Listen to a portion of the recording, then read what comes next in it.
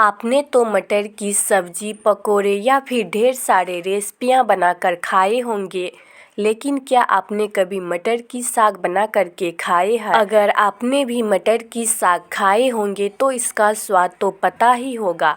अगर नहीं खाए हैं तो मैं आप लोगों को बता दूं, ये खाने में बहुत ही टेस्टी लगता है और इसका स्वाद भी गजब के ही होते हैं।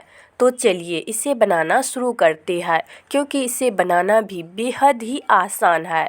तो मटर की साग बनाने के लिए सबसे पहले हम यहाँ पर लेंगे मटर के साग, और अब साग को एक एक करते हुए अच्छे से चुनकर साग का बंच बना लेंगे। तो इस तरह बंच बना लेने से साग को काटने में आसानी होता है। तो चलिए अब हम साग को फटाफट से काट लेते हैं। तो इस तरह से साग को एकदम बारीक काटेंगे, क्योंकि बारीक कटे हुए साग जल्दी ही पककर तैयार हो जाता है। तो इसी तरह से साग को एकदम बारीक काट लेंगे। साग को काटने के बाद अब हम इसको अच्छे से धोएंगे, क्योंकि साग में काफ़ी सारा धूल वगैरह होता है। अगर आप साग को काट करके नहीं धोना चाहते हैं तो साग को आप काटने से पहले भी धो सकते हैं। तो साग को 2-3 बार साफ पानी से अच्छे से धो लेंगे। धोने के बाद अब साग को इस तरह से छान कर किसी छकनी में रख लेंगे, ताकि इसमें थोड़ा बहुत जो एक्स्ट्रा पानी आ जाएगा वो निकल जाए। तो इसी तरह से सारे साग को धोकर पहले छन्नी में छान लेंगे। अब हम साग को पकाने के लिए यहाँ पर लेंगे एक कढ़ाई, और कढ़ाई में तेल वगैरह अभी हम कुछ भी नहीं डालेंगे। बस इसमें ऐसे ही सूखा धुले हुए सारे साग को डाल देंगे। साग डालने के बाद अब हम चूल्हे पर साग को चढ़ा देंगे। इसके बाद चूल्हे को जलाकर साग को आराम से पकने के लिए छोड़ देंगे, और यहीं पर हम डाल देंगे इसमें 5-6 हरी मिर्च, या फिर आप जितना तीखा खाना पसंद करते हैं उस हिसाब से भी हरी मिर्च कम या ज़्यादा कर सकते हैं। और अब यहाँ पर देखिए हमें साग को चूल्हे पर रखे हुए भी 2 मिनट हो गया है। ये आधे से ज़्यादा गल गया है।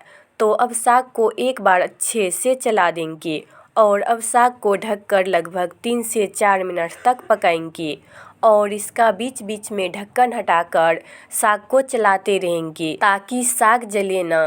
तो साग को इस तरह से थोड़ा थोड़ा देर पर अच्छे से चलाते रहेंगे, ताकि ऊपर का साग नीचे आ जाए और नीचे का साग ऊपर। तो इसी तरह से साग को चलाते हुए मीडियम फ्लेम पर अच्छे से पकाएंगे।